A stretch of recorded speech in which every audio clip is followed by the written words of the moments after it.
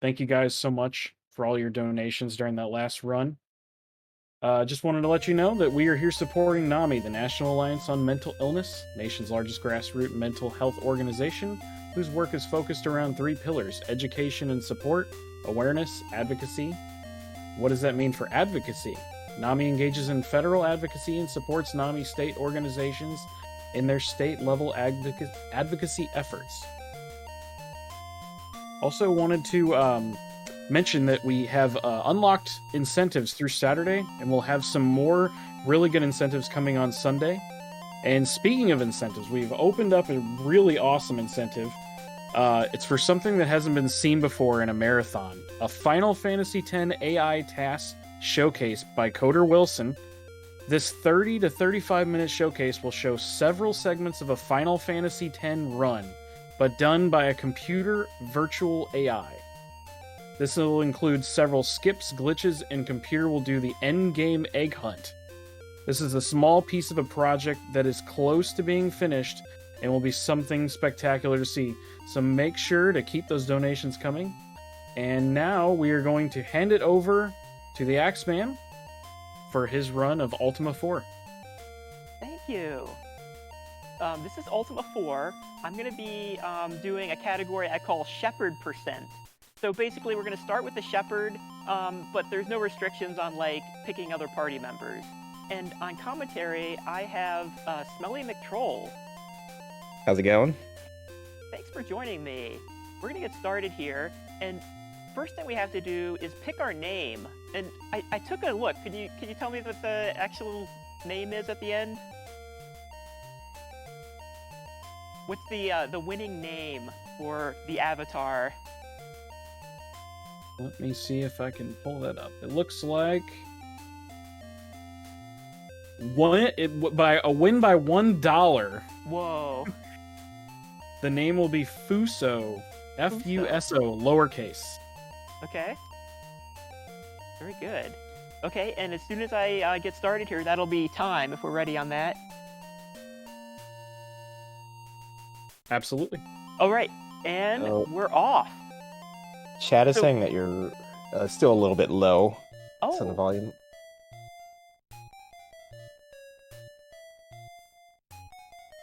So this first part here is it's a single elimination tournament between the virtues. Every time the virtue you want comes up, you need to pick it. And the one we want is humility. So we're going to pick that one every time. And you can see the humility is the Shepherd. So we're going to pick the Shepherd as our starting character here. Lord British tells us, what does he say? I know in my heart thou shalt become the Avatar. Go forth and conquer the frontiers of thyself. So, Smelly, are you familiar with the Shepherd? Only a little bit. I know that the Shepherd has no magic. That's right. And can only equip cloth, can only equip staffs. So, more or less start out with the class that can... it's at the bottom rung of the ladder, more or less. That's right. It's an uphill. It's an uphill fight all the way. Yeah. Yeah, it's pretty comically underpowered, and so underpowered that we are not even going to bother fighting any enemies while we wait for the moon gates here. We're going to let the moons just go until until we get to the one we want, and then we will move on. And we will recruit a party member that will basically carry us here. The Shepherd starts out with a staff. We actually are able to equip a few other weapons, not a whole lot here. So we're going to recruit Dupre. He's the Paladin. He's awesome. This is the guy that you would pick for an any percent run. And he's really good. He's like I said, he's going to carry us, but there's some limits to how much we can rely on him. We have to level up the Shepherd because he is the main character, but Dupre, he starts out with the best armor. Usually armor isn't that important, but this time it's important because we can sell it for a lot of money, and then we can buy some decent weapons. We're going to buy a bow. a decent ranged weapon, and then we're going to buy a club. So that's another weapon that the shepherd can equip. So we've got a club now, which is better than the staff. Actually, it's not way better, but it's a difference that lets us one-shot kind of weaker enemies and get some decent damage in on the other enemies. And this is going to be the only melee weapon we get the entire game. We're set. Now, Troll here is he did this game. Which questing for glory was it that you did a run on this game? It was the first one, actually. The first one, yeah. Ooh, nice. So, I think you did just like any percent. So you picked the shepherd. Yeah, the regular 80% as it was at that point. Yeah. Where there was no manipulation. Yeah, sort of like the beginning of this one. Yeah, this one's we're going to do a grind in the beginning here. It's going to start out not that much different from the Paladin did. You know, we got the Paladin in our party here, and we're going to use him a lot. We've got no luck manipulation, so there is not going to be any doubt that it's me playing and not TaskBot, because I'm actually, so you can't see right now, but I'm in the TaskBot studio, and TaskBot is actually sitting on the stand right next to the monitor that I'm playing at here, and but I am the one playing, not TaskBot. If TaskBot was playing, he would totally not get a fight like this with 4 enemies. That kind of trolls me here, because there is when you the grind that we have to do in the beginning here, the gold that we get, the chest is the same no matter what enemies you fight. So by fighting more enemies, we just have a longer fight. So here's where we're going to diverge a little bit from the any percent run. We're going to start out. We're going to get our spell regents right now instead of waiting until later. There's a reason for that. So we're going to lose some virtue here, but we're going to go to the regent shop. We're going to get 90 of each regent, and we're only going to pay 1 gold for each, because the herb seller is blind, and we can get away with it. If you say 0, she's like, "Oh, there's no, I can't hear the gold. You know, what's going on?" But so you've got to give at least 1 gold, and that gets you 90 of each region. You do start out with some of each, and for the any percent run, that's fine, because you kind of you get the ship earlier. This run, we need we're going to be doing something else that's going to require us to have some regents. We're going to have to cast some magic. So you need these regents to cast spells.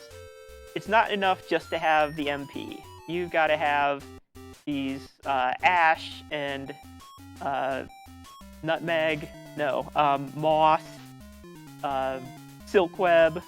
Yeah, ginseng. Ginseng, the only thing you don't get are the fungus and the manroot you have to find elsewhere in the world. That's right. Yeah, so we can't get manroot or fungus here, but we'll track that down later. Well, we can make it without fungus, but we need our manroot.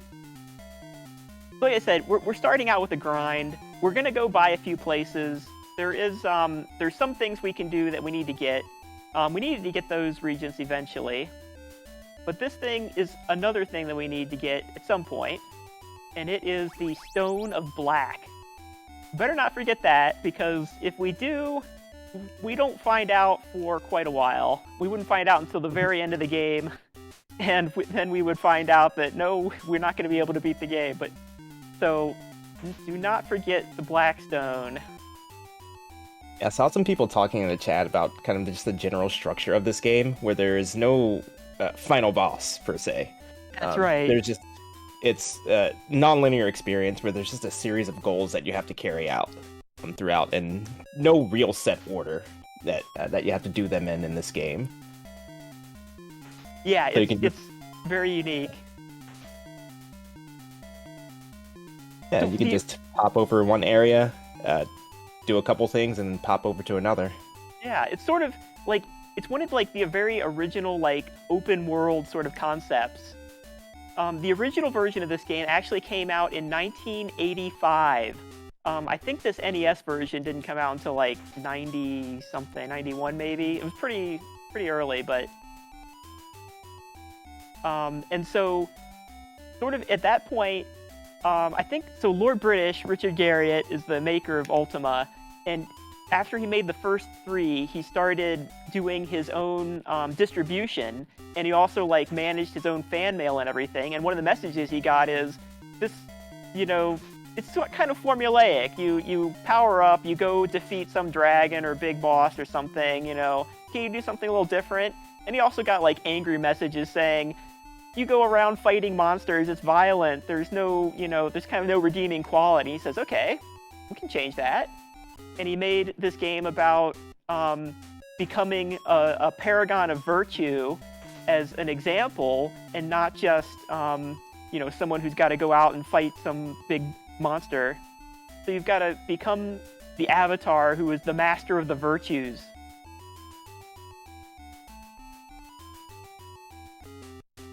Very different concept, and pretty interesting. The other thing is that in the original PC version, you would have there's like dialogue trees where you're like talking to all the NPCs, and you're kind of like getting deep into the lore and talking with them about not just sort of like your quest, but also like what's going on in town and things like that. It's kind of a very deep dive, very like intricate world that you're kind of getting into that you don't really get in this game. They kind of like adapted it to be more of like a JRPG, but it's still pretty good. It has a lot of the charm, that was there before. Yeah, it's much more simplistic on NES. Yeah. The other thing I should point out is this is a little different from most of the runs that we've been seeing here, because I'm taking every fight. Do you want to explain why that is, Troll? Yeah, so one of the end states in this game to complete it is to get 100% in all 8 of the virtues. And so to get 100% in Valor, you need to fight throughout the course of the run. I forget exactly the value that we start on, but it's 1 for each battle we complete. And so it ticks up from there. So we've got to take all of them, all the random encounters that we possibly can. Wow. So I've been alerted to something that we should probably let the host recognize. And it's not a bad. We'll get to back to the game pretty soon.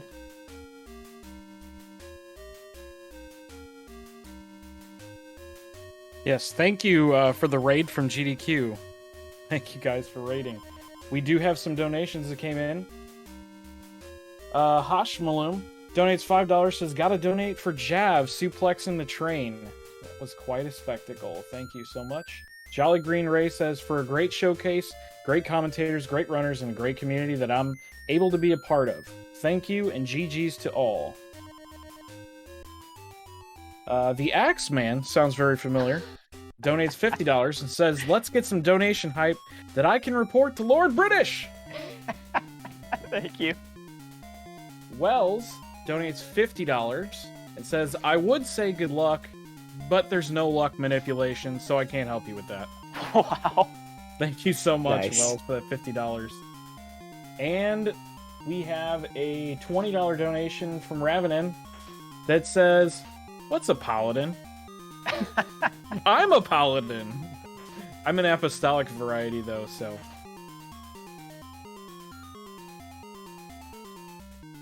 No. Attack there. Attack there. Yeah, so with the virtue, so again, that's one of the end states of the game. And so in the beginning of the runs for Ultima 4, you kind of take advantage of that. You end up lowering your virtue to kind of get some sort of advantage, usually monetary. or some such. And then we end up raising the virtues slowly over the course of the run until we reach 100 near the end in each one, and then kind of cap it off by going to each one of the shrines. Yes. And one of those virtues is Valor. And the only way to increase Valor is to fight. In fact, if you run away, that is not very valorous, and we actually lose virtue. And we don't want that, so we actually have to fight every random battle. There is a spell called Blink that lets you run from battle, which is sort of repurposed from Blink in the original one, but whatever. And but we can't cast that yet. So and actually we want to get some experience on our shepherd here. We eventually do need to reach level 4. Because at level 4, ships start appearing. Ships start randomly appearing, and then we can get on those ships. And we need those ships to reach certain areas. So level 4, very important. So you can see our paladin is really carrying us with his bow here. It's a pretty nice melee, pretty nice ranged weapon, and you really want those ranged weapons. If you don't have a ranged weapon, the fights are kind of slow. You've got to walk all the way across the field here. This grind sort of works out because we've got to wait for the moon gates. Actually, let's see how we're doing. We're almost there. Okay, so we need 1,100 gold, and if we're lucky, we'll get it here. Let's see. Attack there, move there. And yes, I see a question in the chat about the moon gates. Yes, they do operate the exact same way they do in Ultima 3. Yes, the moon gates, like, they open up. The left moon tells you where they open up to, or which moon gate opens, and the right one tells you where you're going. So these trolls aren't bad because they're worth 6 experience each, which is pretty good for the weaker enemies. So we want to get... Oh, was that enough? I think... Yes, it was. Like I said, we need 1,100 gold. We're going to take advantage of a trick where you spend all your gold, and then you take a Death Warp. And the Death Warp will... when you die, you lose all your gold. But... Wait, first we got to sell. So you lose all your gold, but you get,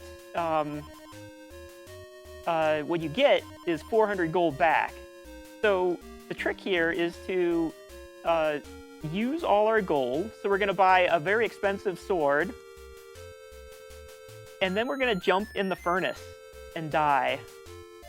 Actually, let's, not Jeff.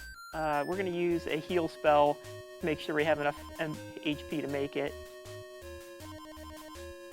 The damage on the lava is very random, so you might make it, you might... So anyway, we spent all our gold on a very expensive sword, and then we died.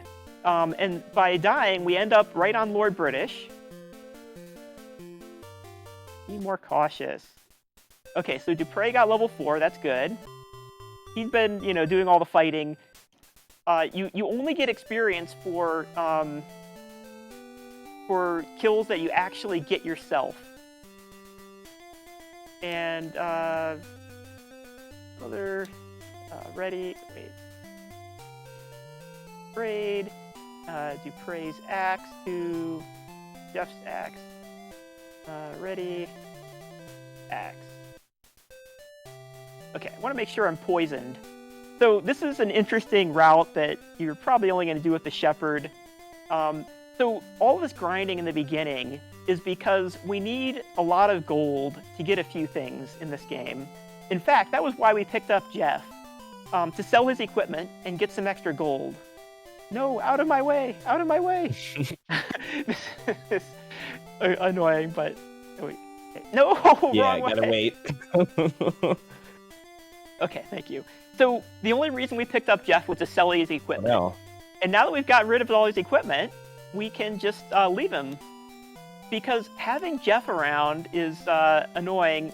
When you have 3 people in the party, the random encounter groups are larger, and we are not manipulating our luck. So we want to get that average random encounter count down.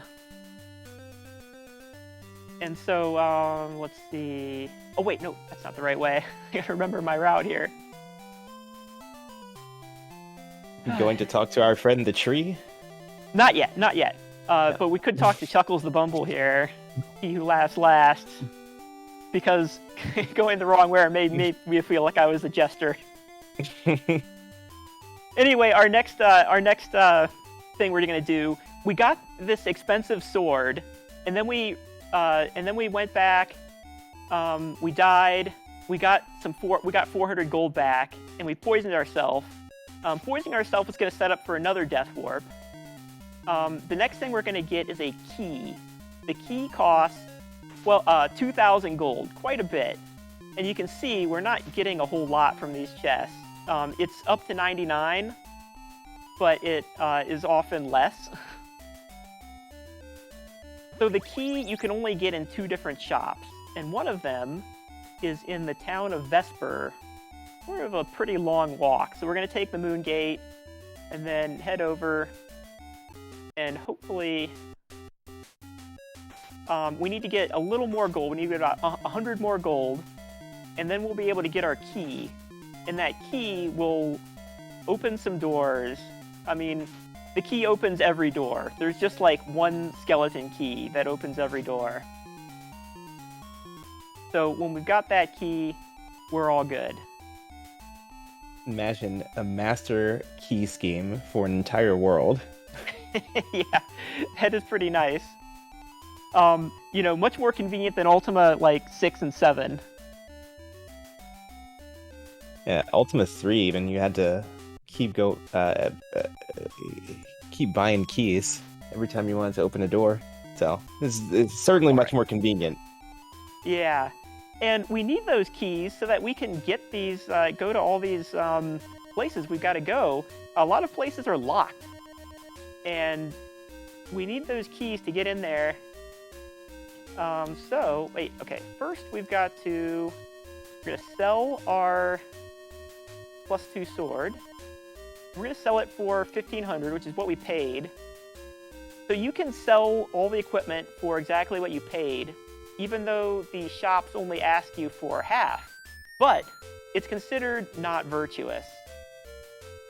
So every time we do that, we actually lose some virtue. But it lets us save a lot of gold.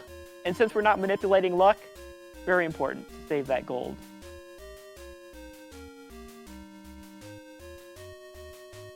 So now I said we poisoned ourselves. We're going to take advantage of that and kill ourselves off by poison. I'm going to walk through the swamp just because there's a higher encounter rate and we can get some extra fights. And I mean, this will get some... We're not going to get any experience on the Shepherd here, but we'll get an extra fight in to get our Valor point. We need 49 random fights in order to finish this. Should get our death pretty soon here. Alright, Fuso's dead. So, we die, we get 400 gold back. Remember, we spent it all on that key, but now we're going to get 400 back. So I've got a route here that's kind of gets us moving. Actually, let's see if I've got enough. No, we don't. That's fine. So we don't... Fuso eventually needs to reach level 4, but it's not a big deal if he doesn't have it now. If he did, we would get a little higher HP cap, but we don't need it right now. So we're going to talk to this mage who seems like is just talking about random stuff, but actually is very important. I had to like... Yeah. Oh, go for it. Okay, so I figured this out when I was making the task for the game. I had to figure out how to get the Tremor Spell, because it's the most powerful spell. It's amazing, but it's not really obvious what exactly the conditions are to get it. And so I really had to disassemble everything and look through the assembly code to figure this out. And it's that NPC that gives you the Tremor Spell. Yeah, and there are a few other NPCs out in the world that you talk to them, and then you get a spell sort of loaded into your. The spell gets sent to a shop that is in Moonglow, and then you actually have to go there and input the ingredients for it, and then you get the spell in your inventory. Yeah, it's an interesting way to learn magic. But once you've got that, that's the only requirement to be able to cast a spell, is just to have it. Oh, did I give all my gold? Yes, good. Okay. I wanted to make sure I hit that all. So we want to give all of our gold to the beggar. If you're going to give anything, you want to give it all. Not just because it's the right thing to do, but because it gives us sacrifice in addition to compassion. And so that way we won't need to give blood at the healer. We just have to give gold to the beggar. As long as we give all of our gold every time, it works. Yeah, there are a few different actions you can take to raise multiple virtues. One of which is right here, just by simply talking to this tree. Yeah. I'll count on you to talk about this while I count, because if I miss the count, we'll have to come back here. Yeah, so you'll talk to this tree a few different times, and it hits 3 different virtues. I think it's like 5 or 6. It's a lot. Maybe 3 that we need, and you know. Yeah, a couple others that we don't at the moment. So you have to say no every time, and I'm hitting B to say no.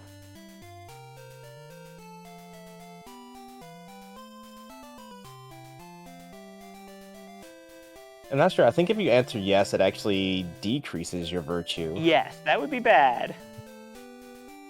We can always make up for it. It gets real bad to lose virtue once you start like getting the partial avatar hood. Yeah, and so this is pretty odd. So the game doesn't reveal these values to you straight away.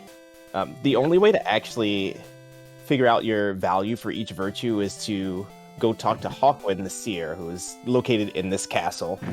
And even then, Hawkwind won't give you an exact number for your virtue. He'll just say that you're not doing so well in this, or you're doing pretty good, or you're doing really well. So something very vague. Yeah, seers are like that, I guess. Okay, so now we can't see, but I know where everything is here, or at least well enough. Who will touch it? Dupre will touch the ball. So there's an orb here. And you can't see it, but it's there. We'll see what the orbs look like later. But we're going to touch the orb. And touching this orb does 2 things. It's going to kill us because it takes away 600 HP, which we don't have. But we do get to keep the stats that it gives. And that's important because we need stats on Dupre at least, so that he can cast more magic. And the only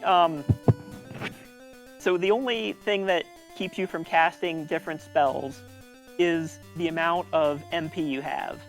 And so if we increase Dupre's MP, he'll be able to cast any spell in the game, even though he's like he's the paladin, he's like a fighter class. But no, he's got some magic power, and so if we up his stats, he can become a strong magic caster too. Which is another reason why he's like the choice in everything. In the task, he goes solo. So now his MP, he started out at 10. We got the level up, and that went up to 23. And we touched that orb, it went up to 28. So now he's able to cast kind of intermediate level spells. We're gonna up that a little bit, and he'll be able to cast he'll be able to cast all the advanced spells too, and that's when we'll really dive into the dungeons and have some fun here. But the reason, having fun in the balloon already? That's right. We're gonna have fun in the balloon. Since I am not Taskbot and I am subject to the winds, I'm gonna cast the wind spell. So in the task, I just manipulate it so that the winds are blowing the right way, exactly when I need them. It's pretty convenient. But as a human, I need to cast this wind spell And so you can actually get blown off course up, actually, just like that. Yeah. So the wind will just blow, like, randomly in some direction. Yes. At an undetermined time. In fact, well, that's all right. Wind north. So the way it works is that it picks a random direction and then a random duration. And so that duration doesn't change when you're in the town. So when we come back out of this town, the wind's still going to be blowing in the same direction. We came here to get, this is like really good stuff. So we're going to sell this sword for 400. We're going to sell the bow, our main weapon. We're going to sell that for the same price we got it, 680. And then we're going to sell Fuso's staff for 10. And that's actually a good thing. We gain virtue for that. Which will offset what we're going to do right now. Well, what we just did, we bought, we sold our stuff for too much. We're also going to do one more cheat here. I guess not really a cheat, because we lose virtue. It's intentional, but we're going to go to oh shoot. Okay, we're gonna say question. So it's the select button. We're gonna buy 99 of this expensive herb, and we're willing to pay 1 gold. It doesn't matter how bad you cheat them; it's always the same kind of virtue hit. So we'll do that, and then we'll give the rest of our gold to this beggar. That much. So now we've got that X-bow is a weapon. Actually, let me make sure we ready that.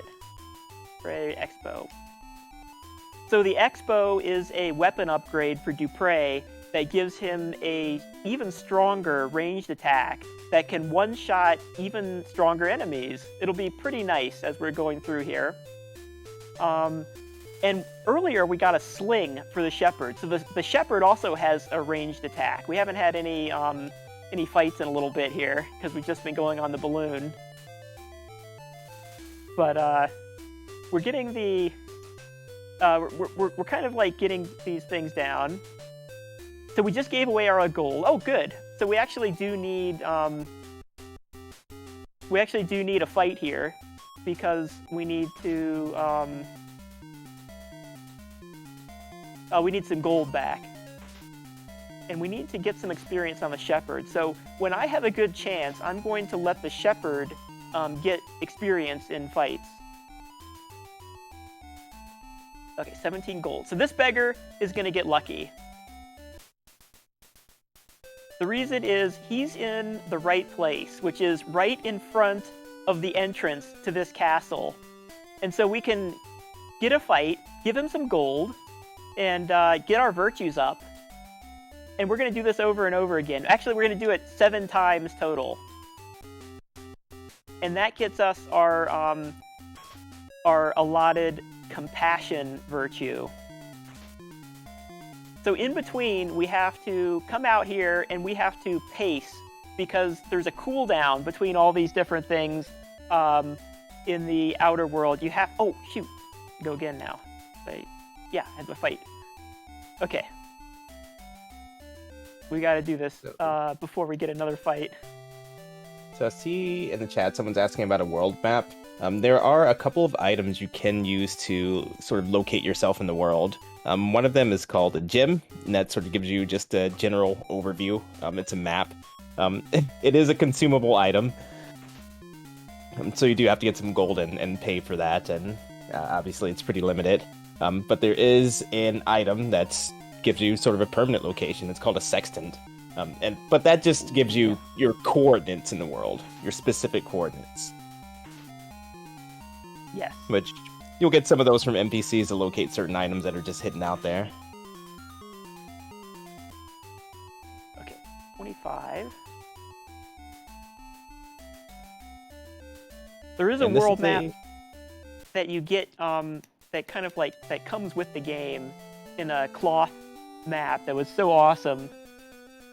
That was one. So I mentioned earlier that they decided to that Lord British decided at Origin that they would self-publish their games, and another one of the reasons why they did it was so that they could do cool things like put in a cloth map of the world into the box that the game came in, which was so awesome. And so I have some of those for some of the Ultimas. I don't know if I have the one for this game. I know I have the one for 7. But yeah, you can see. Oh, sorry. Go ahead. No, I was just gonna say this is a slower portion of the round. It's more or less just kind of walking in and out of here and fighting. So if you have any donations, this is a good time to read them off. Yeah. There are no current ones, but I would like to mention some of the challenges that have been met and some that we want to see get met. For this game, to kill Lord British with a skull, we have far exceeded the goal. So thank you all so much for donating for that. It actually raised so far $402.66 out of $350. Oh, thank you. That is awesome. We do have an upcoming one for Shin Megami Tensei 4, which is the game that's coming up next. To view the Yaso Magatsui cutscene, we're sitting at $239.40 out of a possible $400. So we got a little ways to go for that. We did meet the Yakuza Visit the Karaoke Bar, so thank you all for that. We did meet the Summon Showcase for Yakuza also, and we did meet the Iron Chef battle for Suikoden 2. And then we have a few more coming up for Persona 5 Strikers, Fight the Reaper Super Boss. That's a $750. And so get your donations in for that to see that Super Boss. And also for to use Mothman, $500. Let's get those donations in for that. And the one I'm most excited for, Final Fantasy X AI TAS Showcase. That's a $2,500 goal to meet, but I know we can do it, and you guys are going to want to see that. Let's get donations going for that. That last one is runner's choice, of course.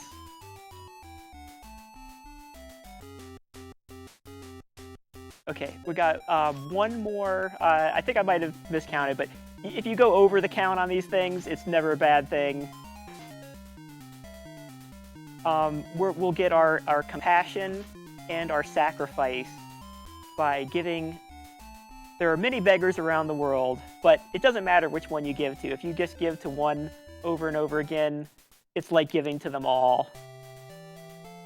So we've now mastered the virtue of compassion. Oh, okay, we want to go the other way. So in the balloon, the wind, you go wherever the wind takes you.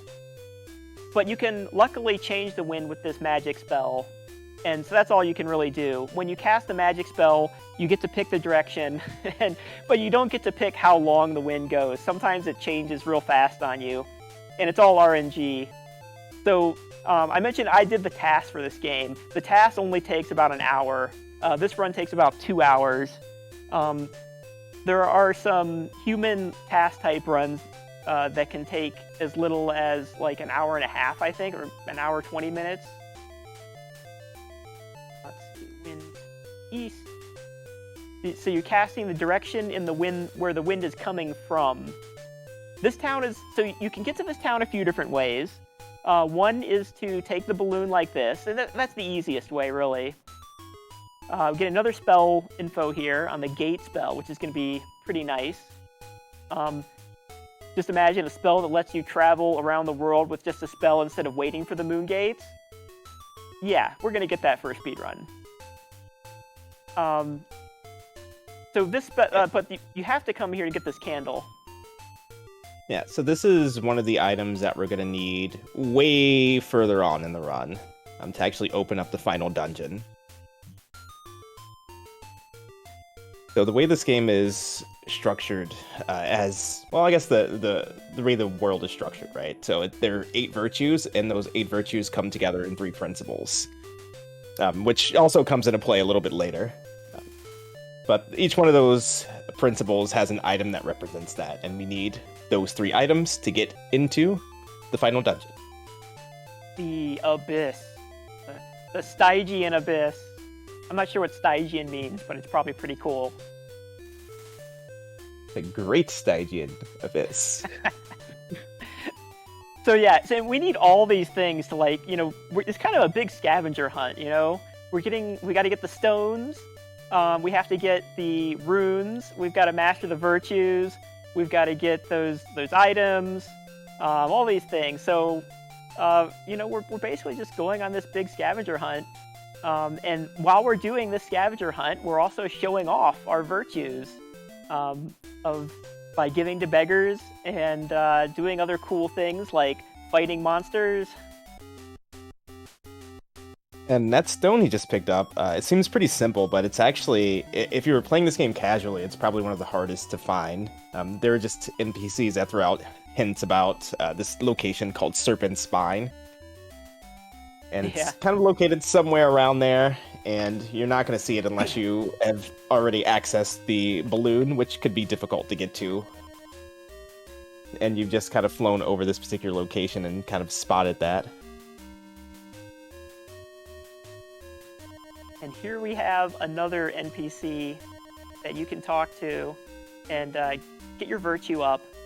And there's no cooldown here, unlike with the beggars. So we can just keep talking with them, just like the tree before. Yeah, this is another sort of odd NPC. It's just this random campfire in the middle of the forest. Yeah. That also boosts several of your virtues. The druid there is Jana, one of the click characters that you can get to join you, but we'll let her enjoy the campfire instead of taking her around with us. Yeah, and so the hostel you saw is actually comes into play in casual play, not so much in the speedrun. It's kind of a cool thing because you can, as you go from town to town, you can pick up each one of these party members. There's just one for each virtue, so you end up with a total of 8, including yourself, whatever virtue you happen to start as. And so you can kind of mix and match your party. I don't like this character too much, so I'm just going to drop them off at the hostel and pick up someone else, and that's going to be my party. Yeah.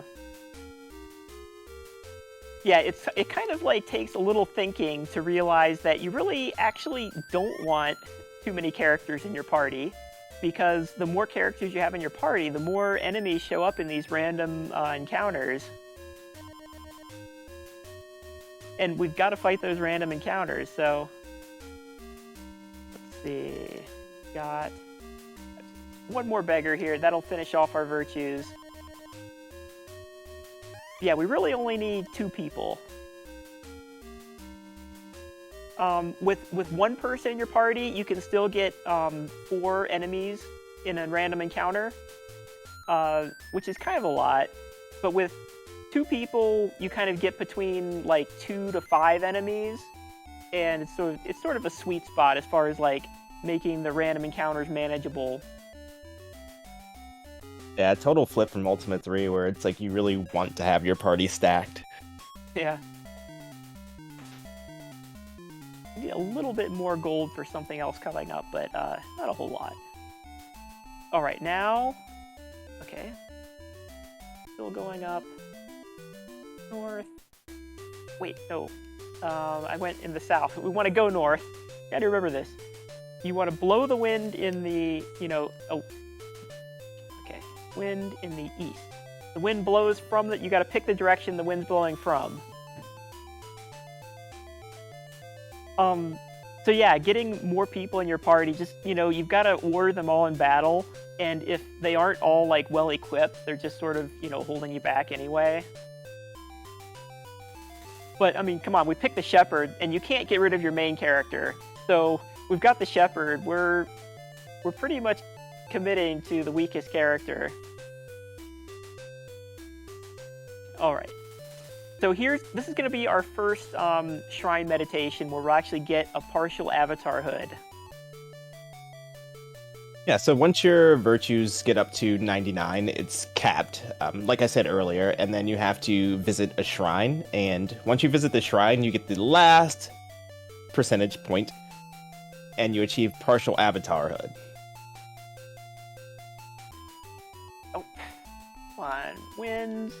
And now if you were to go back to Hawkwind, he would say that you've actually achieved avatarhood in this particular virtue. Yeah. So we've got to do that for all 8 of the virtues. And in order to do that, we've got to reach the shrine. So next, we're going to be doing some dungeon diving. We have a heal here just to get our... I want to keep our HP. We're going to have to do some fighting and make sure we don't die. And so the dungeons in Ultima 4 are quite a bit tamer than previous iterations. Yeah. I still have nightmares about playing through Ultima 3's dungeons as a kid, and getting goblins coming through stealing the food. Oh, wind yeah. coming through blowing out your torch, and then you run into a party of dragons, and they just wipe you out. Yeah, Ultima 3 is pretty crazy. I think if I do Ultima 3, it's going to be TaskBot doing it. It's not going to be me.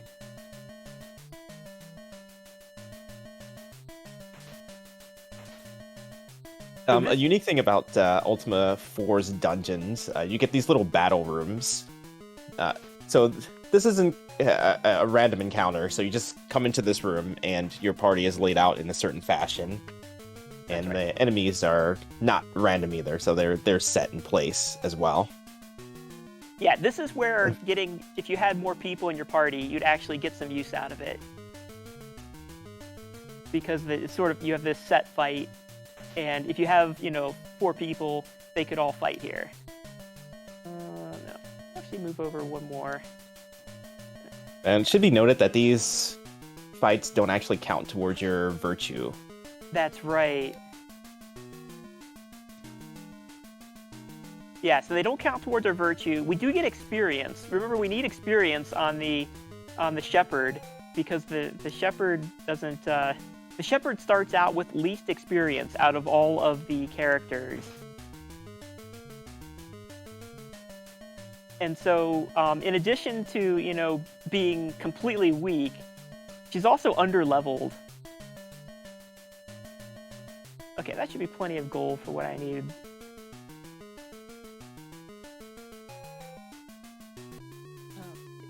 And now we're going to... Here's the orb. And we're going to touch the orb with Dupre, and it does 200 damage, but it's increasing his max MP. This is going to get him to be a powerful spellcaster, in addition to being pretty strong fighter, since he's got such a good weapon. That way. And so you can use the gems to get a map through the dungeons, but of course I had actually at some point studied doing the dungeons completely blind, so not using the light spell and just going through in the dark, but it looks kind of lame to someone who doesn't know what's going on, because no one knows what's going on except the person playing. You can kind of get some idea of whether you're at a wall or not by whether or not your MP's counting up. All right, I want to make sure I touch it with Dupre so we don't die here, but Dupre needs some more MP. Heal. We're gonna pace a little bit to get some MP back on Dupre. Okay. Go down here.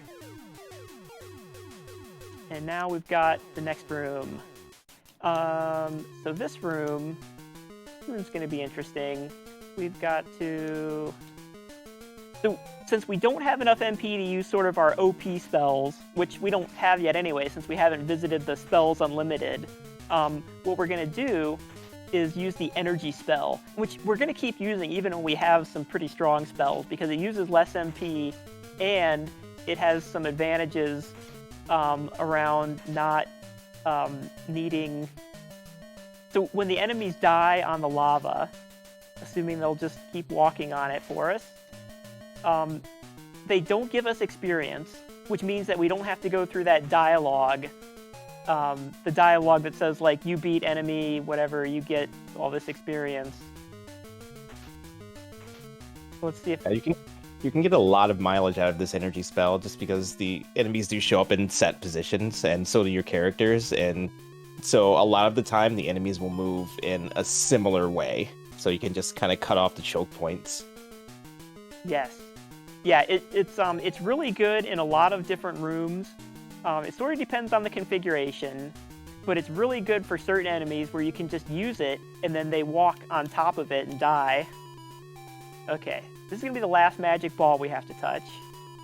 And now Dupre has enough MP to cast some pretty powerful spells. Now we just have to get those spells. And down. Uh-oh. See, here's what it looks like when the lights are out. But I know the dungeon map, so I can get through it. Oh, the answer to these questions is always yes, even if it doesn't seem quite like it. You know, I don't think the playtesters made it to the bottom of the dungeons, maybe, and so they didn't really realize that it sounds a little weird. I should also point out, this game, you know, it was originally an American-made game by Origin, and but then the NES version was made by a Japanese group.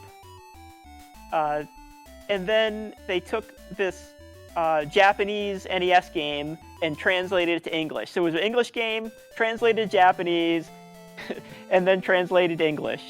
Or like, I guess it was remade in Japanese and then translated to English. So somewhat circuitous there.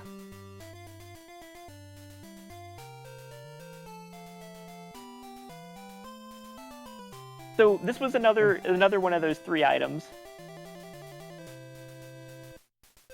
So you can actually come back here and get the strongest, I forget what's here, the strongest armor in the game. Oh, it's the sword. Okay. So this is the Sword of Paradise.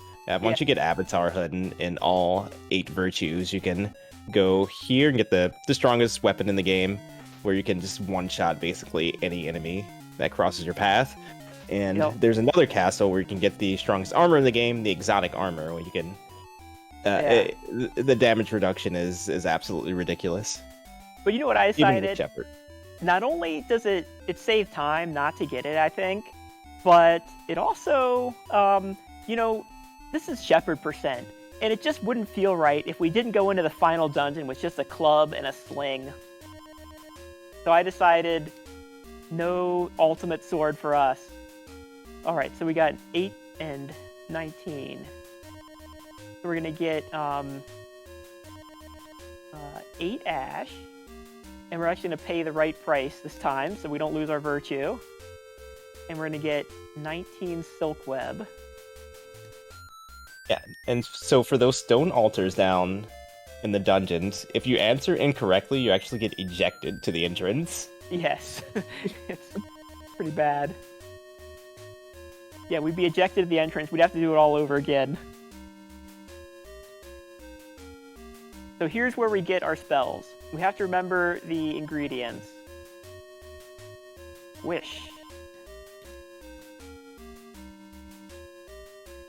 Squish we learned in U.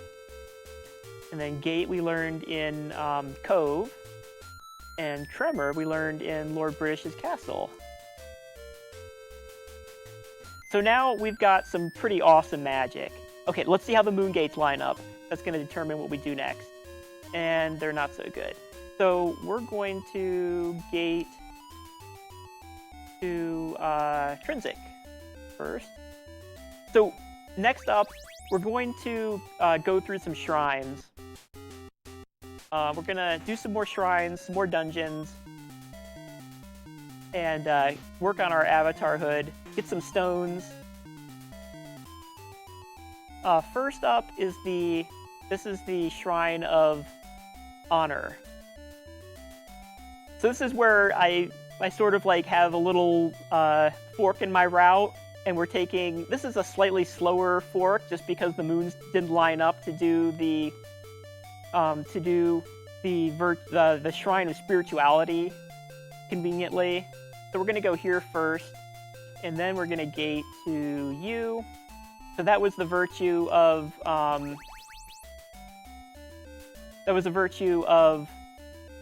honor, which is pretty easy to get because honor you get every time we do a random battle. We also get honor in addition to valor.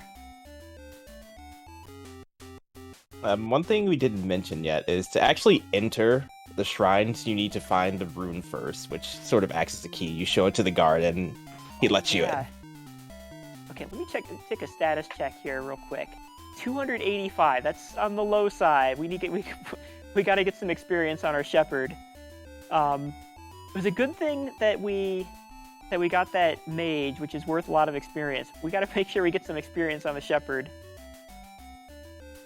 We don't want to get too much, though, because there's actually a glitch with the shepherd's experience where if you get too much experience with the shepherd, it rolls over. Actually, I probably should have let the shepherd get one more of those. We'll work it out. We're going to do some dungeons where there's enemies with a lot of experience, and we'll be able to make it out. We got to get up to 400 experience, but not more than 512. Because if you get to 512 experience, it rolls over to 0. That would be bad. But the thing is, once we get over 400 and we talk to Lord British and get our, let's see, gate to Britain. So once we get 400 experience and talk to Lord British and get level 4, then it's all right. Because you can't lose your level just because you lose experience. Kind of, yeah. So we could let our experience overflow as long as we don't do it before we're ready.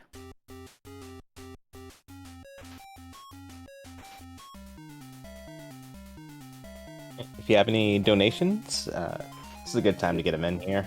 Yep, we're gonna do another dungeon. We do. We have a $25 donation from Chenzi Koden that says, "Hee hoo." Hee hoo indeed. We have a $5 donation from Leonia19 with no comment. Thank you so much.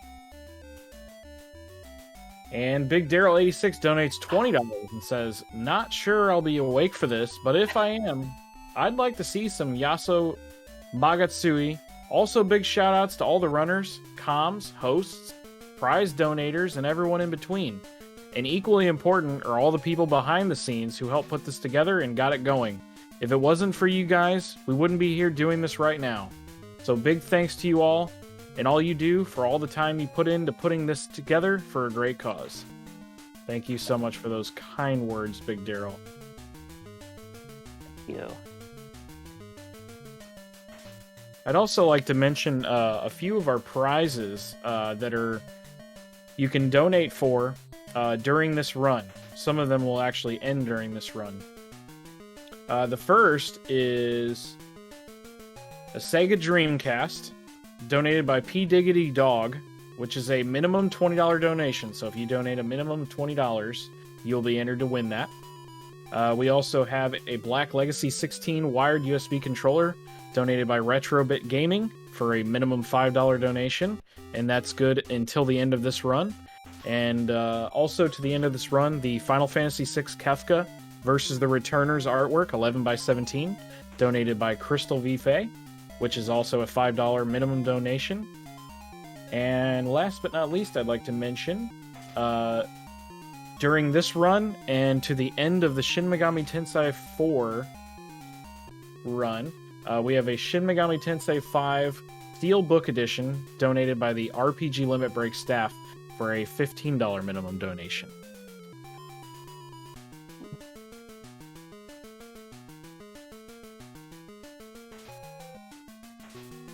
Alright, so this is the debut of the Squish Spell. The Squish Spell is particularly good for our Shepherd party here, because the the squish spell it hits every enemy, and it does sort of like a percentage-based damage. So basically that's going to weaken the enemies, which is real good because all we've got are the club and the sling. So we weaken the enemies, then we finish them off with our club and our sling. Real convenient. And Yeah, so this was actually a pretty big addition to the speedrun. Previously, we'd use a spell called Tremor, and Tremor is pretty good, but it's pretty random, so it could take out like either one enemy in the room or pretty much all of them. So that would make your runs kind of inconsistent using that, especially if you got to some of these rooms here and then it took out one enemy, and you have to fight the rest off. Obviously, that adds quite a bit of time to the run. A few years ago, a runner by the name of Masa Blade kind of routed in this squish spell and made the run quite a bit more consistent. Yeah, that was something I didn't think of as a tasser, because in the task, I, of course, use Tremor every time, and TaskBot always gets a Tremor that kills every enemy, which is pretty nice. But as a human, that's not going to happen. I think in a situation where you've got like 8 enemies like this, if I were to cast Tremor, we would get I think the average is maybe like 3 or so, and your chances of getting 8 enemies is less than 1% for sure. It's pretty low.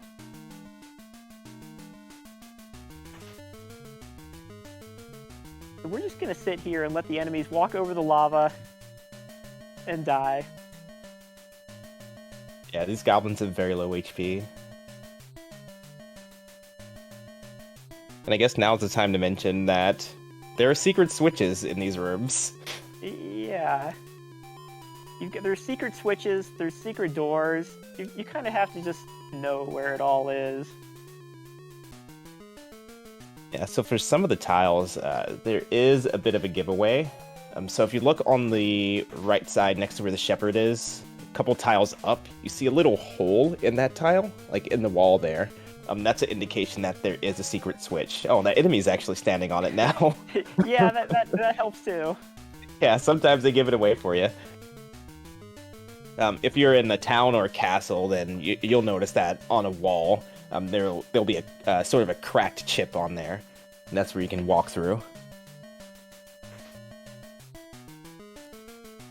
Okay, check my status. Okay, good. We've got our experience.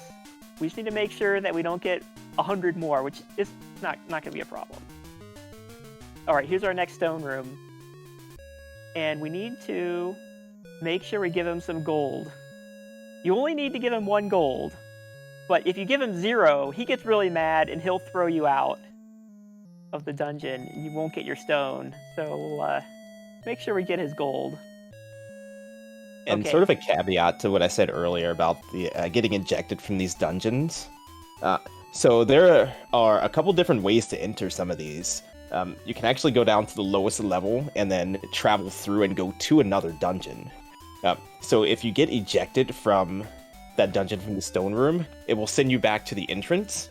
And some of these entrances take boats or balloons to get to. So you could end up being stuck and have to go all the way back down just to get out. Bad, yeah.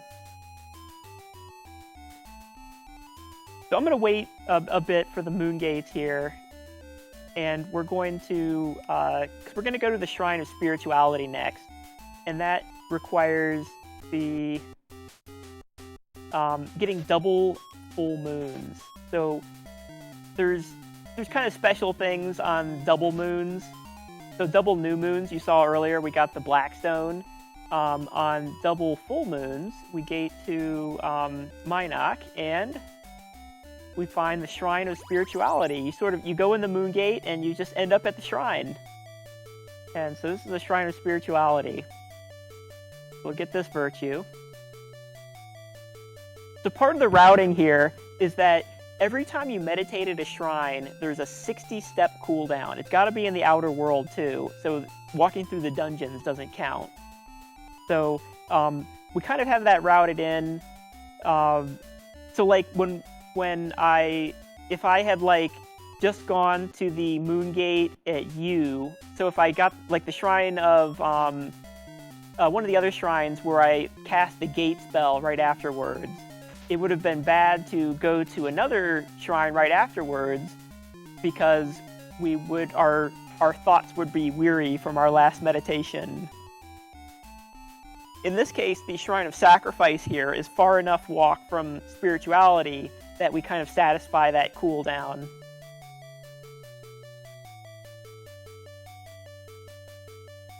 But since we walked all the way to the Dungeon of Despise, we were able to, we had our cooldown satisfied there.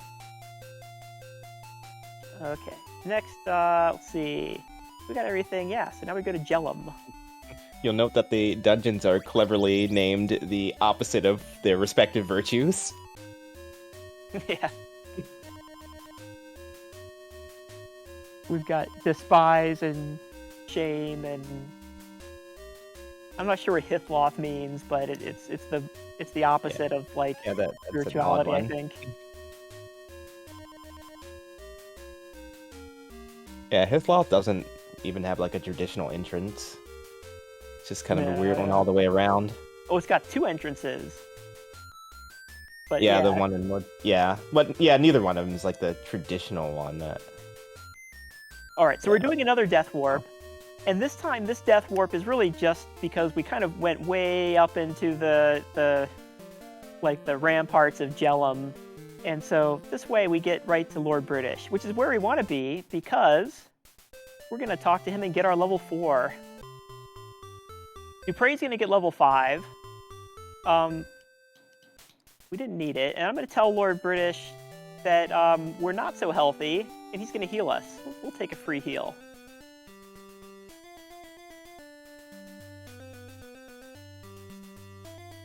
So that was, like we said, we had to get all the runes. That was the rune of Valor. And now that we've got all of these runes, we can go ahead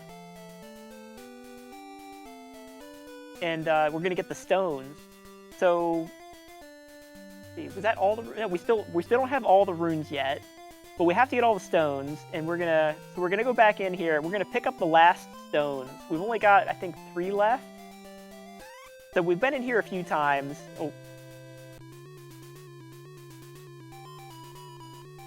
This time, instead of casting Exit, we're gonna take the stairs down, go all the way down to the bottom floor. Yeah, Hithloth conveniently has basically sort of an elevator. It's a ladder, up-down ladder that goes all the way down to the lowest floor of the dungeons. And sometimes you get to the lowest floor, but then you're kind of like in a separate section from the other part that you want to be in. In this case, we are in the right part, which is the altar rooms. Yeah, and these will come into play in a little bit. Okay, so I'm going to use Tremor here. Let's see how we do. Give me luck, Taskbot.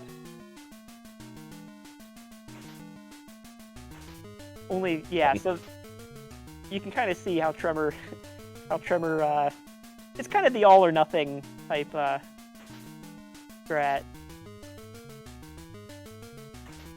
I've got a good number of these enemies in here.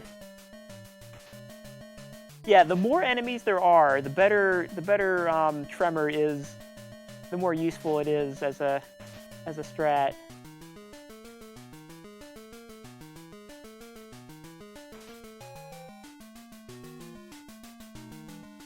So that enemy casted, yeah, he cast Reflect, which is real annoying because that means that our missile attacks don't work. You can still use magic, which is nice, but you can't use and you can also use melee attacks. So one strategy is just to use all your missile run in and use your melee attacks.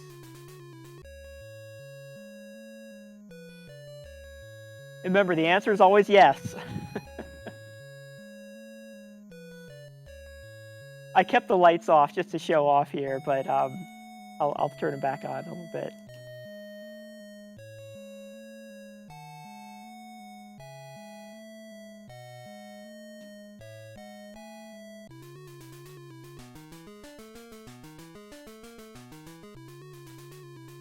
Okay, so this room, there isn't really much that the shepherd can do, so we're going to use Tremor. And these enemies, we can one-shot them with Dupre's crossbow. So there's really no point using Squish. So there's kind of, there's a lot of variation in how you handle things. And, you can use Tremor and then just, deal with the luck afterwards. Okay, so here's the next altar room. This is the Room of Courage. So we're going to go to Destard next. Okay, I'll turn on the lights. So Destard is the dungeon corresponding to Valor. But, ironically, you can actually clear this dungeon without having any random fights.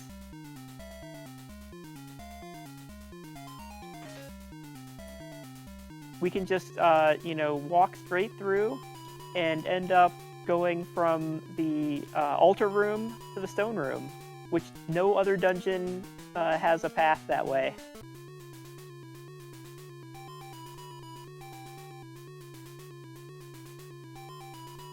Yeah, so these last few remaining stones are fairly easy to get to, just using those rooms down at the bottom that connect the dungeons together. Yeah, the altar rooms are real convenient. You can go between all of the dungeons. They link all the dungeons. They're always on the bottom floor. And in most cases, the altar rooms are also at or near the bottom floor. And so it kind of works out. In some cases, it's actually easier or kind of a wash either way. And for Deceit, it was also convenient to do that one earlier because we got to touch the orbs and get our magic power up. The orbs aren't kind of as... There's orbs in all the dungeons, but the ones in Deceit give our... they only do 200, and they put our MP up, which is real nice.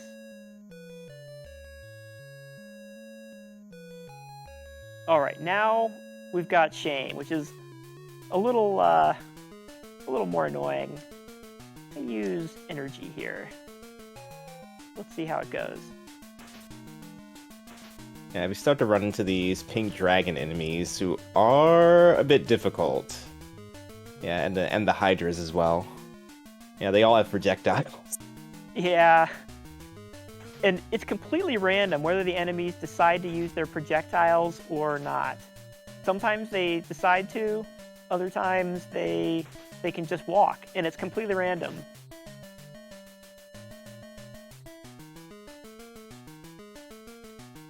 Yeah, they also have a lot of HP. Yeah. Of course, when Taskbot's playing, the enemies just tend to walk in and don't use their missile attacks at all. It's very convenient. But unfortunately, I am not Taskbot. I mentioned this at the beginning of the run, but I'm actually streaming this from the Task Studio. And Taskbot is right here with me. So I'm hoping he gives me some luck. I've actually not had a bad run so far. It's I think... That's pretty good. Yeah. Oh, that. So we're doing Shame from the bottom, which is different from from the usual like any percent route. It just doesn't work out as well for. It doesn't work out. Yeah, there's sort of a long kind of winding road to get to the entrance, the proper entrance to Shame. Yeah. Yeah, you have to get on a boat and go halfway around the world. So it works out just going bottom up. Saves a lot of hassle.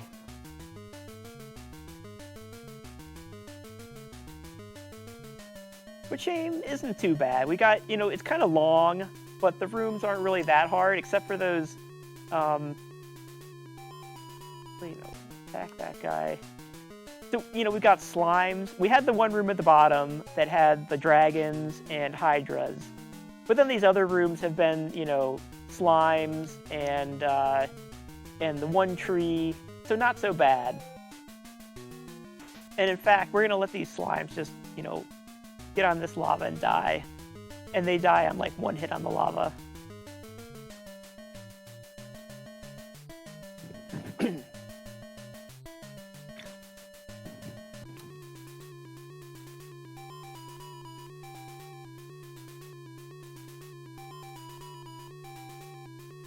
So coming up on the next stone altar here.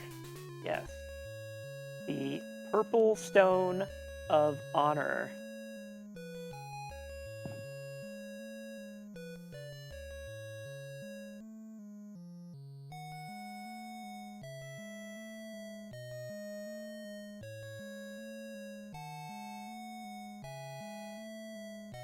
Okay, so that was our deepest dungeon dive. Now we've got to actually go all the way back. Mm-hmm. Yeah. There. Which is one reason why it's also convenient to do if you do the dungeon from the top and you just expect to, go from the top, then you don't have to, you can just exit, or you can take those stairs after you get the stone room, and that takes you to the entrance of the dungeon. And then maybe if you have the gate spell, you can just use that to go where you want to go afterwards. But we want to get back to the bottom so we can use get the rest of our stones. And then we've got to go to the altar rooms to get the keys. Okay, there.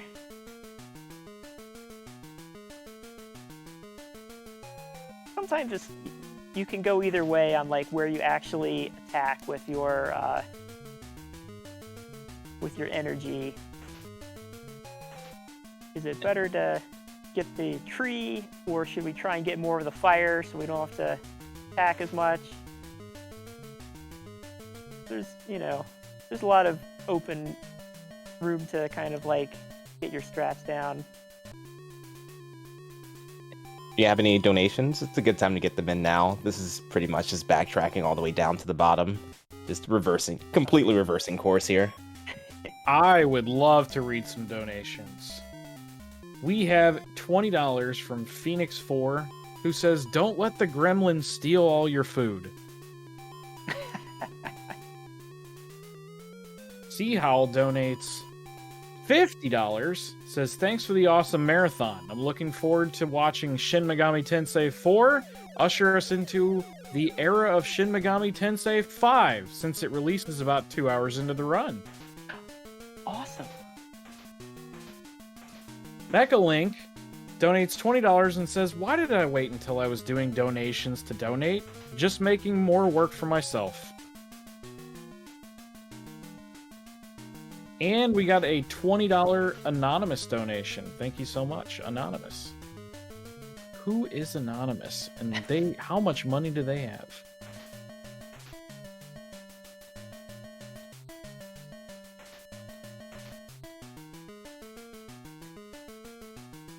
So, the next part of this is just going to be going back down to those altar rooms, using 4 of the stones that we gathered, and then getting what's called the Key of 3 Parts. And the Key of 3 Parts is not going to be used until the very end of the game. Yeah. Yes. Red, orange, purple, white.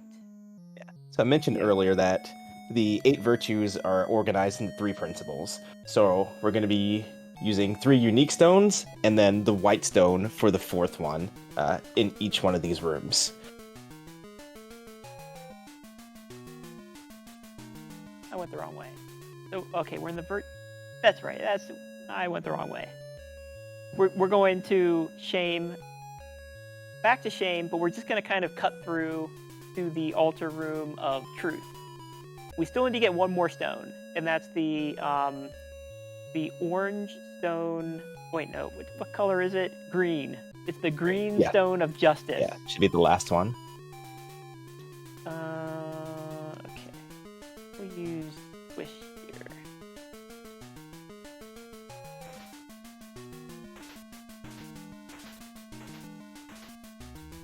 Well, we got a negate. Negate makes it so that you can't cast spells, but the enemies can't cast spells either. So the tree tried to cast sleep, and they couldn't because it was negated.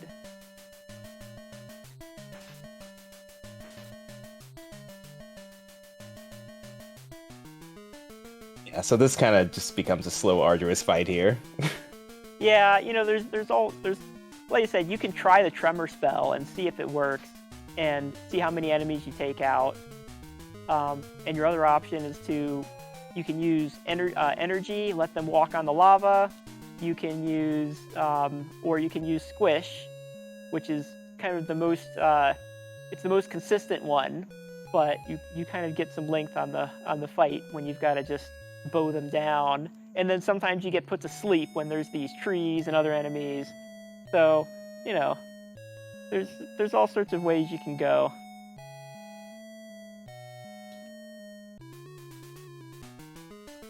All right, but this time we're gonna go all out. We're gonna cast Tremor. Let's see what happens. Please, TaskBot. 1, 2, oh, just 2, but we did get the tree, which is the most important one to get rid of. There's kind of, you know, the enemies that can put you to sleep are sort of a special category, because getting sleep locked is one of the things that can kind of end our run. Yes. And yeah. A couple of the rooms in the Abyss get pretty scary with that. Yeah. I haven't lost any runs in my practice here, but I've gotten like within 1 or 2 hits. So it's you know, scary.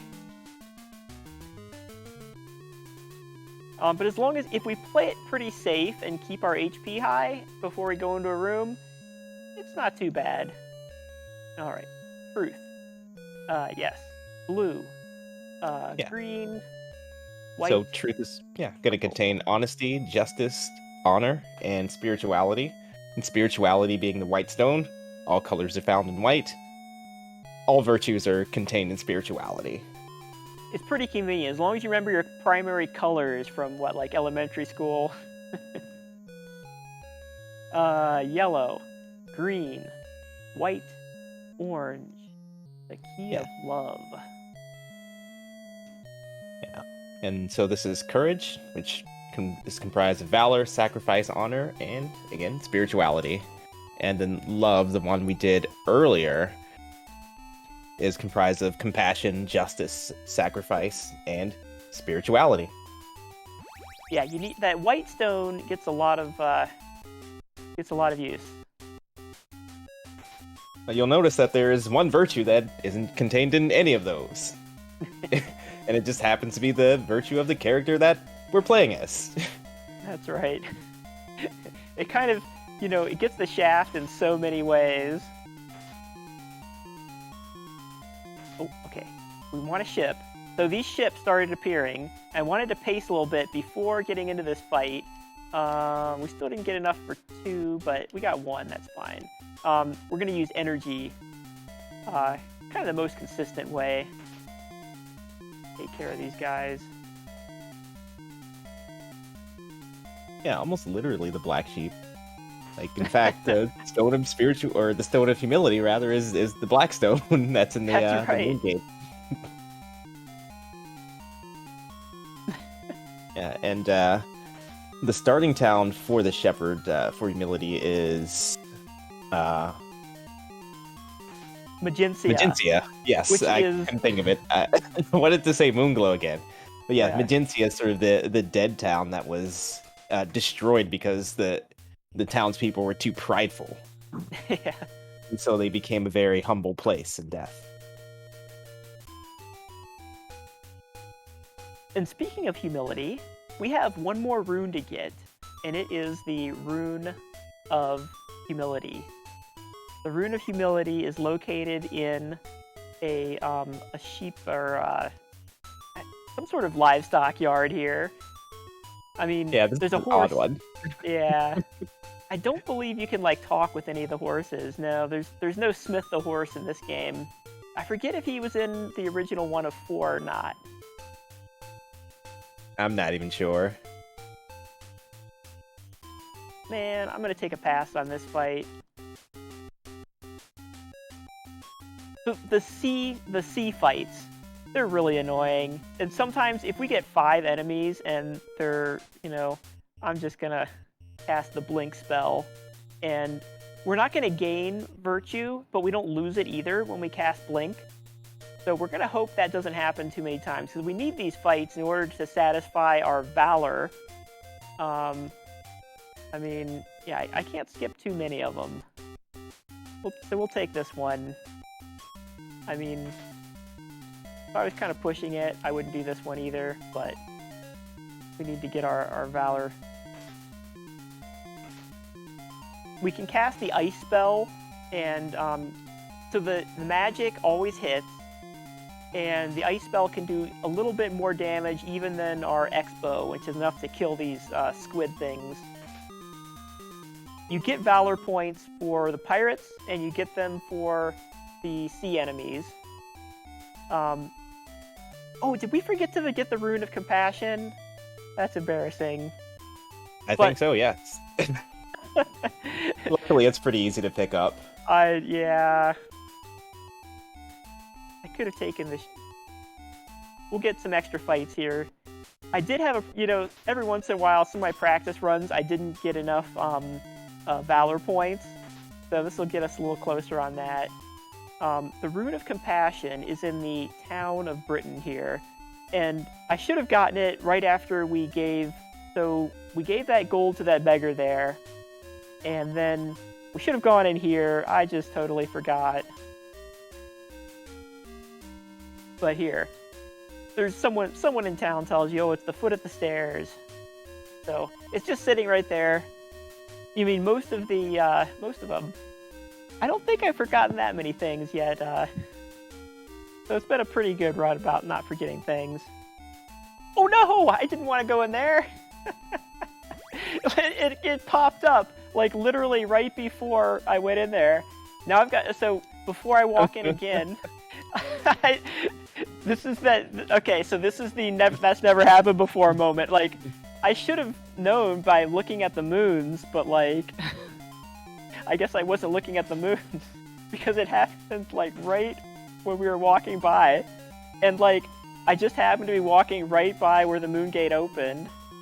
We don't want to go in until the moon's shift. Okay, now, because if we cast gate when the moon gate is open, we hop right into it. So the ship doesn't go anywhere when we... Oh, wait. No, I cast gate, and gate gets rid of your ship. So I've got to get a ship again. Oh.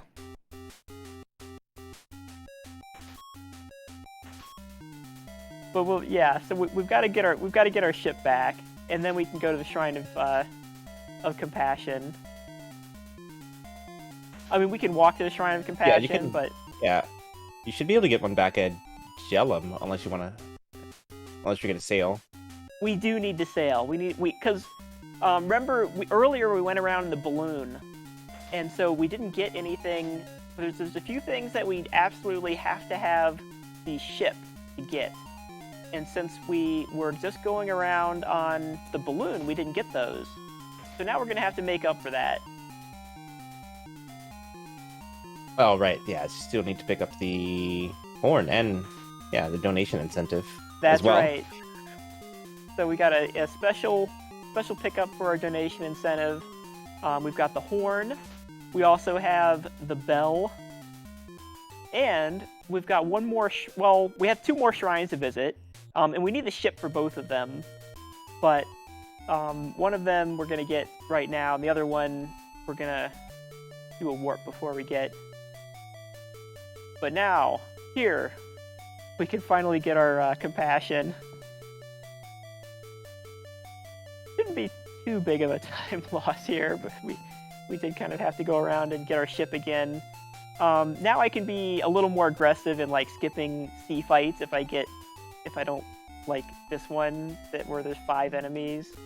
Just cast Blink because we got some extra fights that were a little more friendly.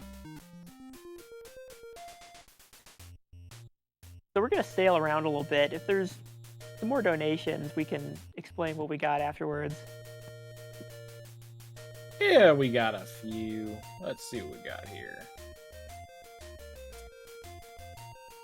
Edward, I hope I pronounced this right, Malice, donates $20, no comment. And we also got a $25 anonymous donation. Thank you again, Anonymous.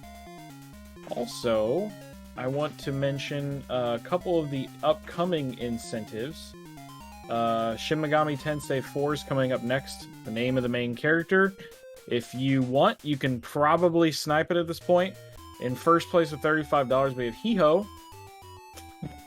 In second place with $30.30, we have Mothman. And in third place right now, $20 for Gale.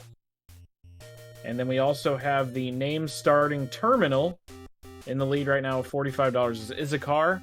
And in second place, $30.30, Mothland.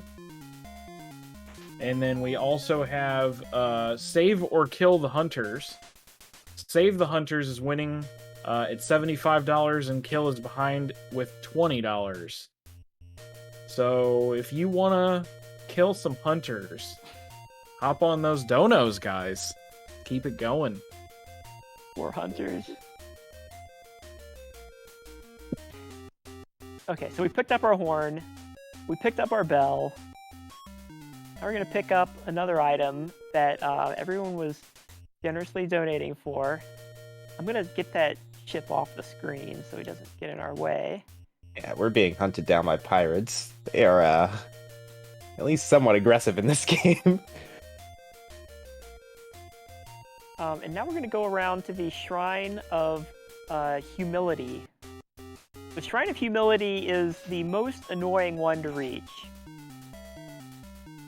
It's on the Isle of the Avatar, which is sort of this fiery mountain island in one corner of the world. We kind of walked through it. We went by it a little bit because that's where you come out when we got the balloon. We were sort of in the interior there. But it's called the Isle of the Avatar.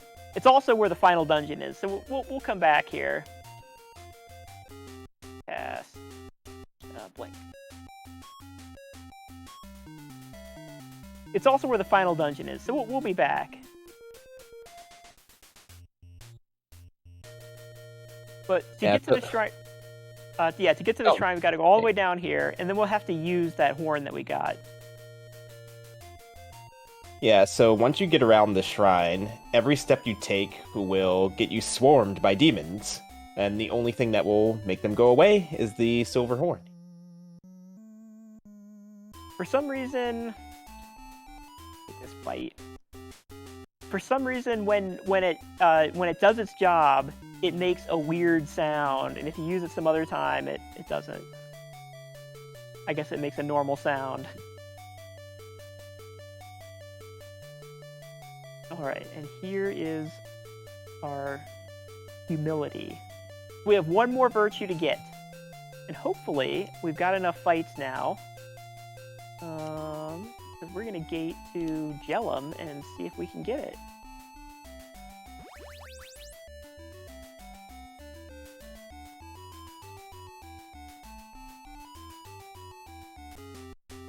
We didn't get...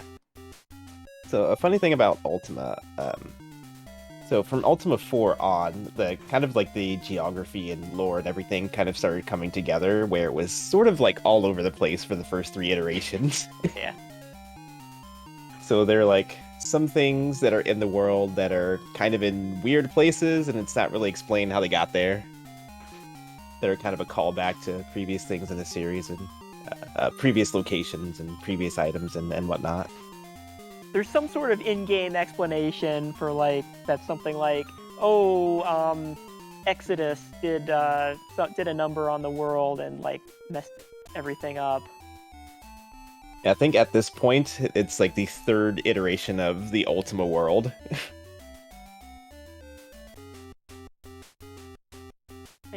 some annoying fights here, but I guess when you get to level 4, then the average enemy difficulty, your average random fight difficulty goes up a little, and so you can start getting some more annoying fights. Like this one isn't too bad, but still.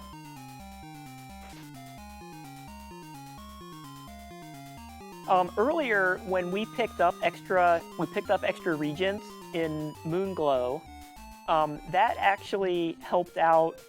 That helped us out by making it so that we can cast our spells a little more without much care as far as like how our regents. Because if we run out of regents, that's real bad. Like we're not going to be able to cast our spells, and we need those spells to conquer the abyss, which we're now being charged. So we're now the Avatar, which gives us a very nice perk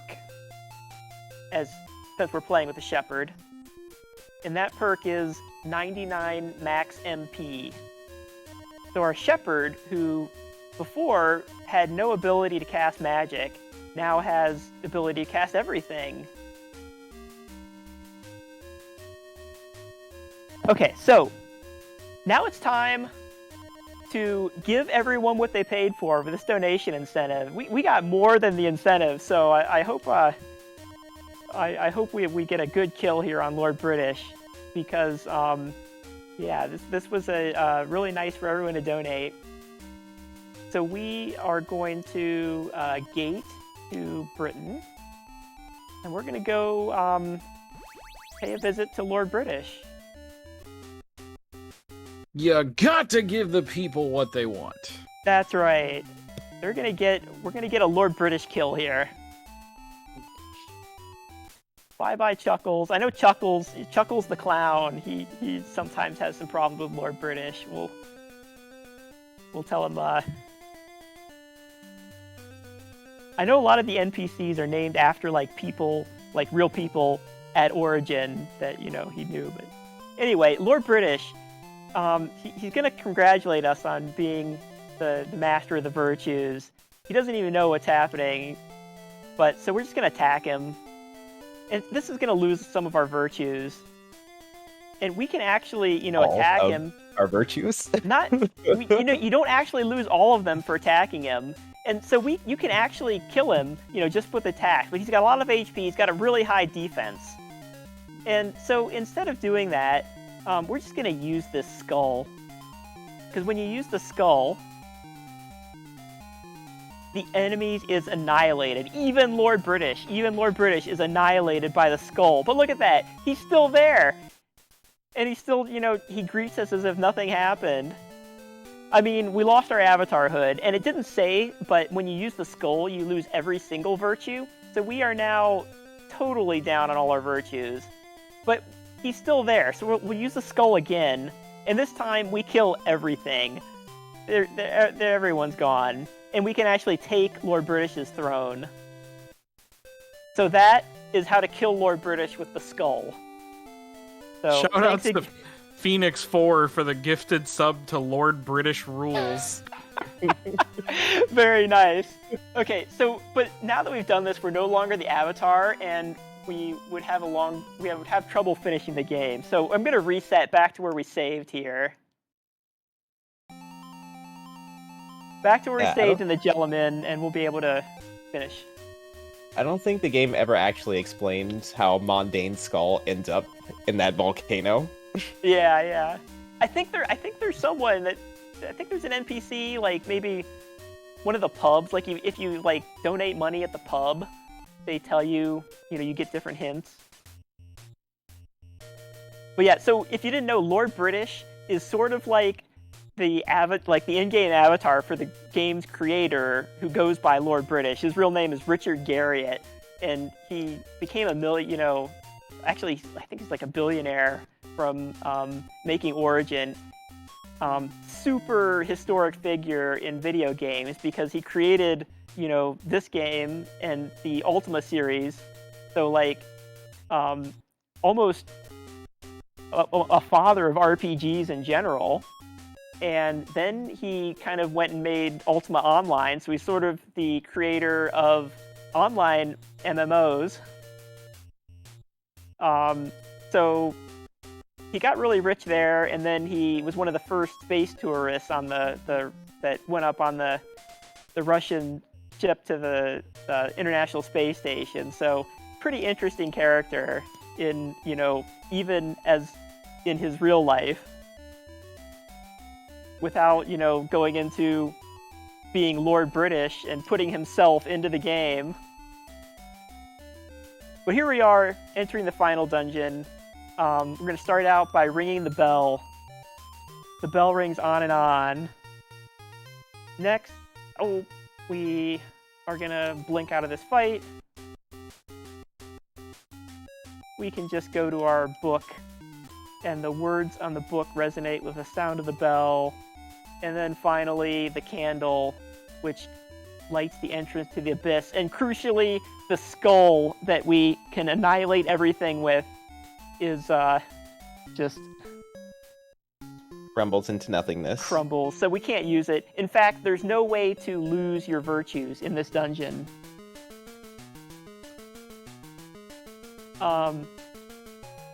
Actually, I don't really need to use Tremor in this room. Instead, it's better to use Squish. I believe in the PC version, you actually have to destroy the skull yourself to enter the abyss. Oh, where yeah? in this version, you don't even have to acknowledge its existence. You can just...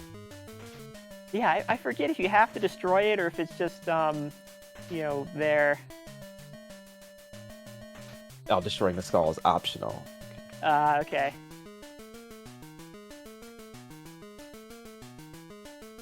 But yeah, I don't think you can take it into the abyss.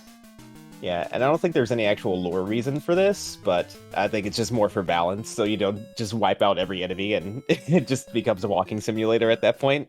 Yeah.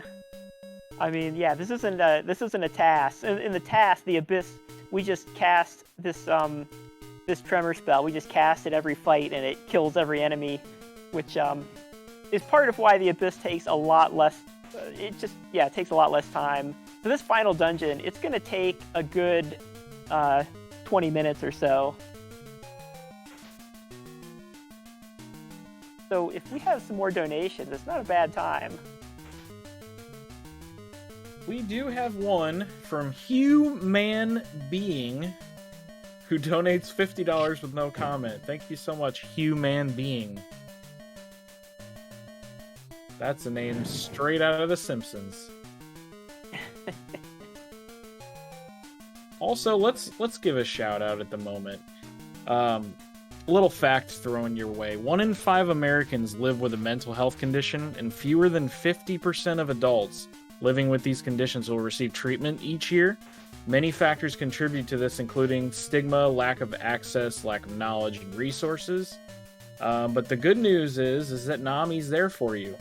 You can actually reach the NAMI helpline at 800-950-NAMI or 800-950-6264 for support, information, or referral. NAMI gets it, and they're here for you. You can also visit nami.org for more. Okay, so we've conveniently got a fountain here that we can get a free heal. And now we have the Abyss questions. And I have to get all of these questions right, or we get kicked out of the dungeon. So we better be careful. This final dungeon... Yeah, the Abyss has a unique way of descending each floor, where it gives you a quiz, essentially, at the end. Yeah, if you answer incorrectly, you just get ejected, and you have to do it all over again. Yeah, it's pretty it's not on easy mode. This is where you really get sort of the Nintendo hard effect.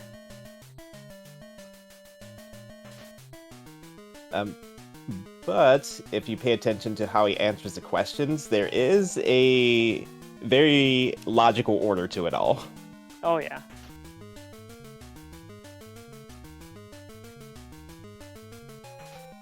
Oh. Oh, okay. Back.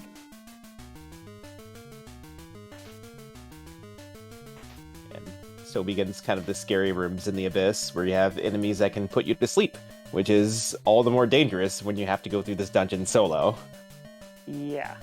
Yeah, in fact, so I mentioned earlier that there was a limits to how much we could depend on Dupre, and this is where the limit comes in, because we've got to do this solo. But luckily, we do have 99 max MP, which really helps, and we can just pace between every room and recover that MP. But on the other hand, we still have a club and a sling as our weapons. So once we use that magic, once we blow off all our MP, we don't have a whole lot. Except, the club isn't actually that bad. We can take out even these, toughest enemies. We can take out with not too much trouble with our club. But it can get a little dicey at times. So we're gonna hope that we kill off the sleep-causing enemies, and if not, we'll get them with our magic.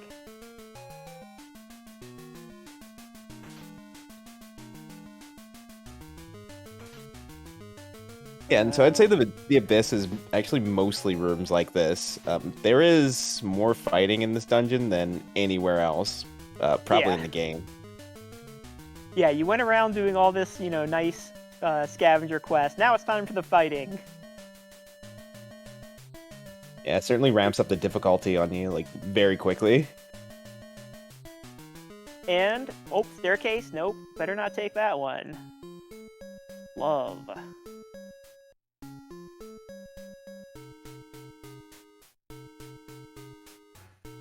I would like to mention we just got a $25 donation from Bob from out of town. Thank you, Bob from out of town. Thanks for stopping by our town and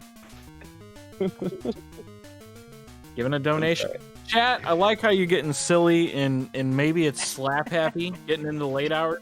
Send us some funny donations. Make me laugh. Make us laugh. Make TheAxeMan laugh. Make Smelly McTroll laugh. Let's get some funny donations going. Come on, bring them in.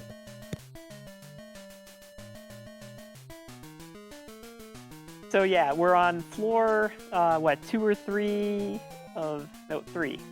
Yeah, Current. floor 3. Not messing it up.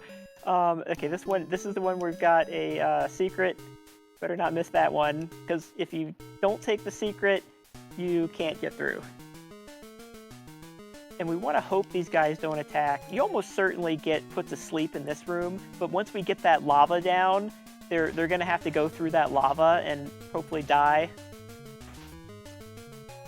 Hopefully. There we go, that got one. Hopefully die before they kill us is the main thing.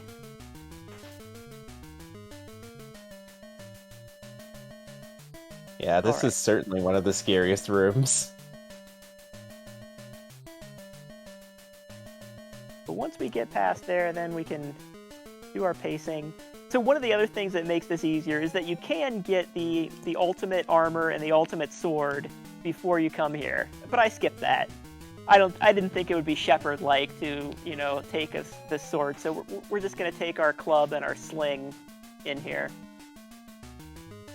Yeah. Not in the spirit of the category. That's right.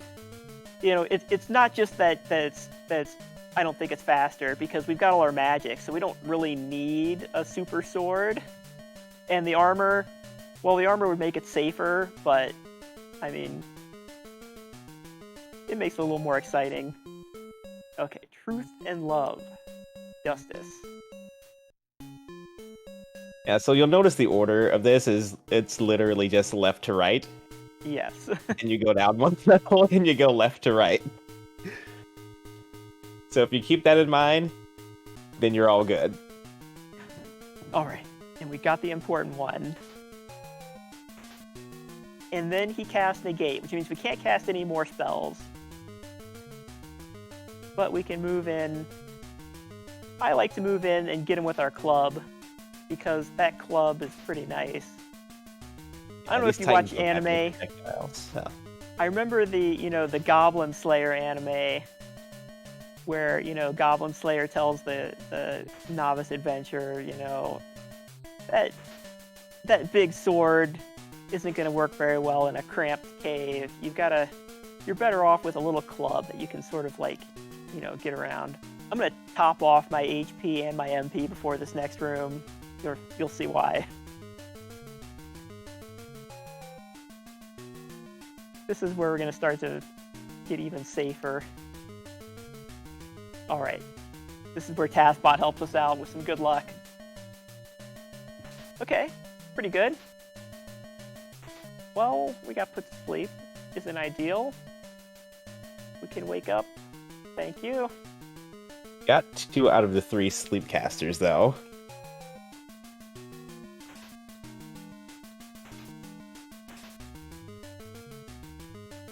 Okay.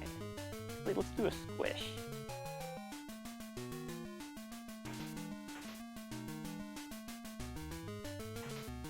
So that combination of Tremor, Squish, and then either energy or whatever else we need to finish it usually does pretty well, which is why we don't really need the sword. And and then we've also got our sling and our club, but it's really the magic that does it. Love and courage. Okay. This is the fun floor. So this floor, there's all these rooms, and you can go in anywhere. But you'll end up in a place see that top part? Suppose you went in there. It's not going to work out real well. So you've got to go in at a certain place in order to kind of do this, and it's going to be kind of long.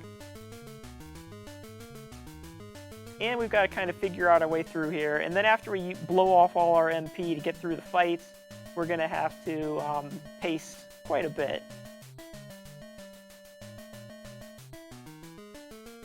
Get our MP back so we can blow it all off on these. Yeah, lots of walking in this dungeon. Yeah.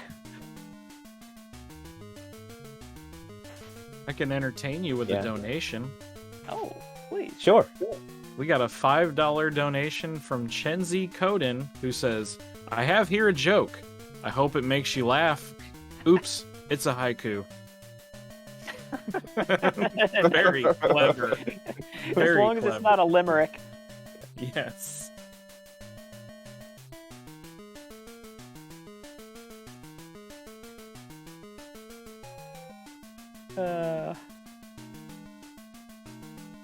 So our shepherd is.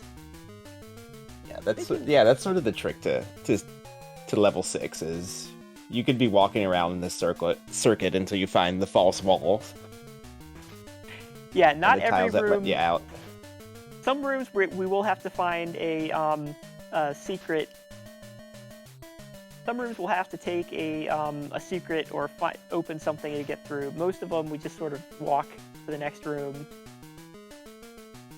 But yeah, almost all of these places, you could go in there and you'd be stuck. You can walk in and then, the enemies are there. You can walk out of the rooms if you walk into the wrong room, but...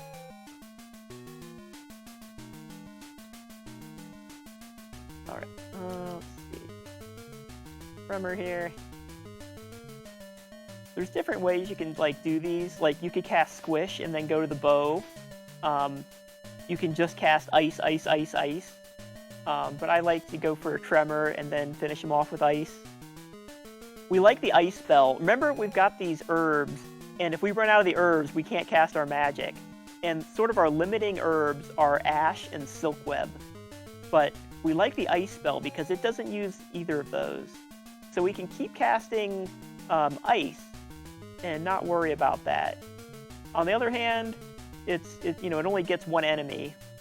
So we have to use Tremor uses both of them. Well, Tremor? No, it uses Moss, Ash, and Manroot. but ice uses manroot and pearl, so it doesn't use silkweb or ash. Okay, get our HP up here.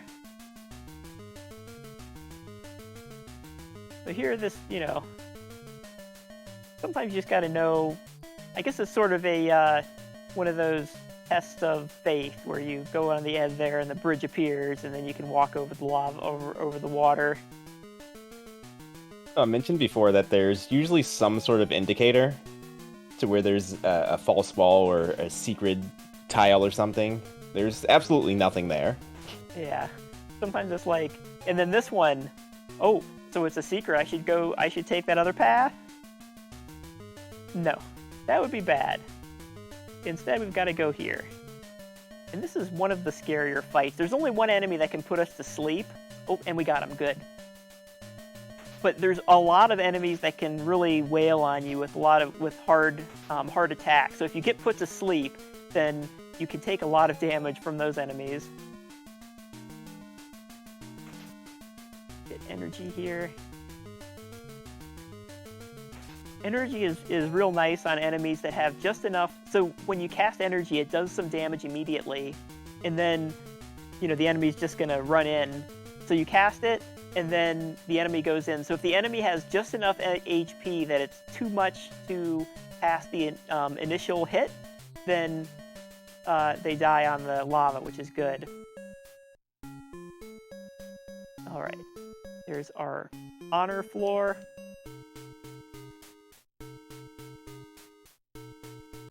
Okay, let's see how our Tremor does this time. We're on floor 7, by the way. We're getting near the end.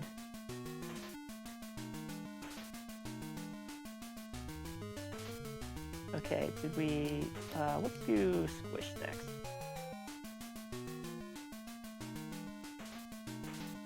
So Squish also uses Silkweb. So there's kind of, a lot of spells that use Silkweb.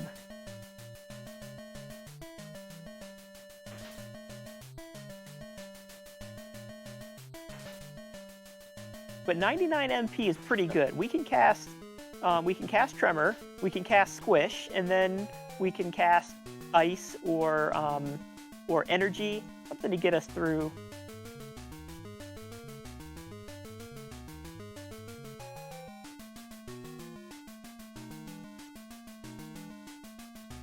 Get our MP back here.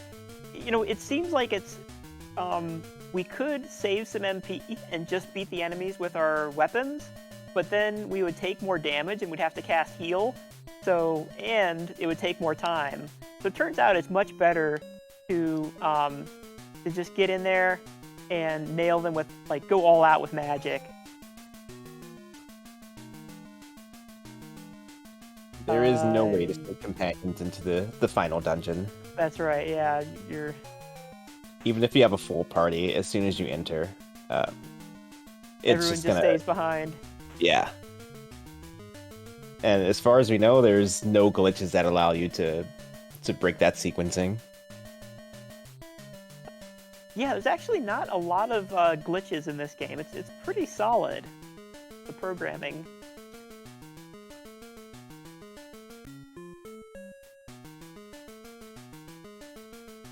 This one will go with Squish and Energy.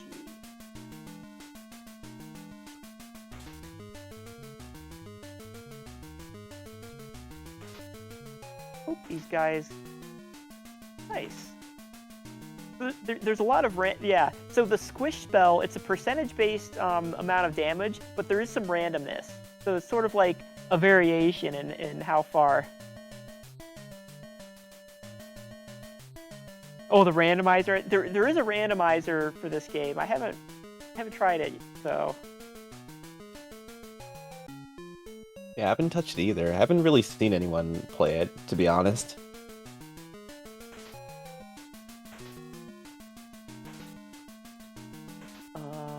Tremor. Oh man, we got all the enemies except this one, the one that we really needed to get. Yeah, did not get the Beholder.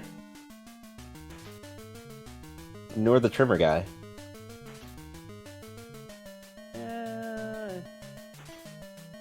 Energy. Yeah, all of the enemies' attacks are all random. They randomly pick what they're gonna do. So out of everything they've got, they pick one.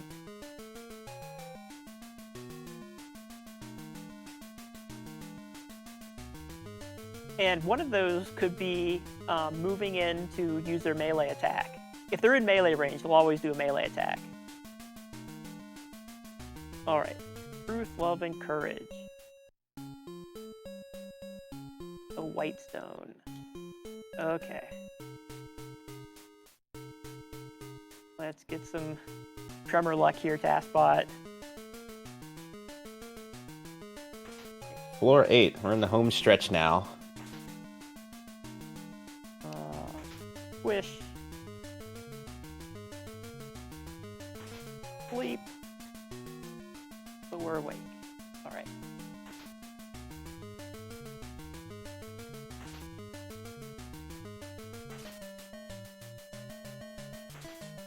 Get pretty lucky on all the sleep attacks here. Yeah. I mean, I feel like usually you're only asleep for 1 or 2 turns. But you know, if it turns out if you get a bad tremor and then you get put to sleep, then even 1 turn can be kind of bad. But if you get slept multiple turns, then there's nothing that automatically wakes you up after like so many turns. It can be bad. So we need to get some good tremors here.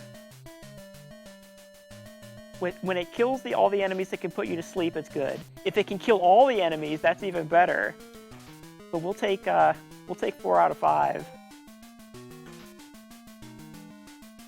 That was a super good tremor. Yes. When it Yeah, only left the leaves weakest one enemy alive. Yeah, this room is scary because there are 3 very strong enemies that start off in very close proximity to you. We've got a club, though. We can fight them off with that. Let's see. There's energy. And die. When they cast Reflect, you can't use your missile attacks, but you can use magic and melee. Actually, let's check our herbs real quick. Okay, we got plenty. We've only got 3 rooms left. So 20... We only have 20 ash, but that's plenty for 3 rooms. The next room is, I think of it as the dino room. Yeah, so it's just going to be that massive walkway with lava and hydras and dinosaurs. And Yeah. So the dinos can't put you to sleep, but they do have a missile attack and fairly high HP. So kind of annoying, but ultimately not that bad. But then the last 2 rooms, that's where the game gets. That's where the run very gets scary. interesting. Yeah. Yeah, this room to me is not quite as intimidating as what comes immediately on the heels of it. Yes. But luckily, there's only 2 more rooms left. But they are the most the strongest enemies. So we're gonna make sure we get full up on HP and MP. Go in there. Now, at the beginning of the game, Lord British said, "Conquer the frontiers of thyself." So I don't know if that's a reference to this, but it seems like it could be. All right. So healing, I think it's 60 to 75 MP. So we've got... I'm going to use Squish. Yeah, this, in my opinion, is the scariest room in the game. Yeah, so they can't put you to sleep, but they are very strong. And a lot of them have missile attacks. So if they keep using their missile attacks, that's where you get problems. So you can see they're doing, when they actually, use that attack, they do a lot of damage. But we got squished twice, then we're going to use energy. So they walk on here. We didn't get Jeff, but that's all right. We'll take him out. Yeah, a few of the stronger party members start off really close to you. Yeah, so if you get like a bad Tremor, or Yeah. if you don't play it right, it can go south very quickly. Yeah, so the all-out strat is, of course, to use Tremor. If you're going for like your world record run, I'm gonna be real safe and get full up on everything. But obviously, if you're trying to get a good time here and you're trying to squeak out, I mean, you can easily save close to a minute or something if you sort of really push it. But we're not. We're gonna make sure we win this.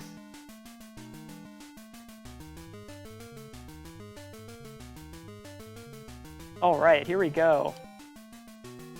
All right, TASBot. One more Tremor luck. Oh, yeah. Okay. Oh, man. Okay. Thank you, TASBot. You have assured our victory. Oh, what a great Tremor. Yeah, one Reaper and one Dragon. Okay, now we just have to make sure not to hold down after we go down here. We can go back into the room. And we have to get this last question right. The virtue that has nothing to do with them. And our black stone, which we picked up in the beginning, comes into the Ankh spokes. Woo. And the keys unite. Yeah, after you wander around the entire dungeon and you get to these final rooms and you get through that, you can still get ejected and have to do it all over again. Yeah, it's a good thing we got the keys and we got the infinity. Oh, and as soon as we walk into the darkness here, it'll be time. And that's time.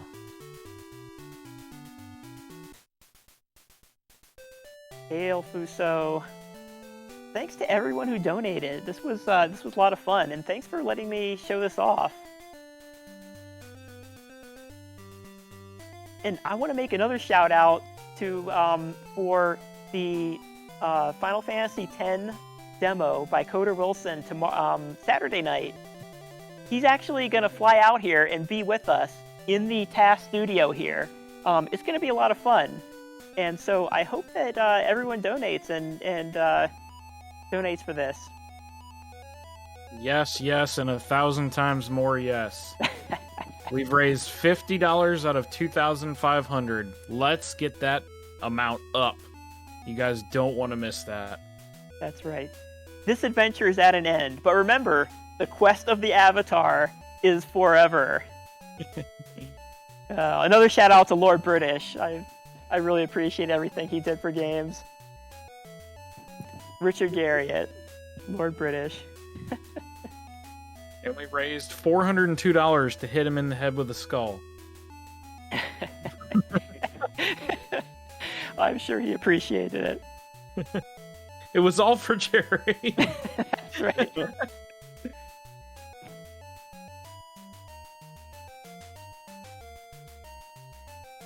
All right, so this was Dwango actually came back here. I don't know if he has anything to say. Not really. Thank you so much for tuning in. We've got some fun things to show you on Saturday, so make sure you hit those donation incentives. And I think that's it for us here in the TASBot studio. Yeah. Signing off.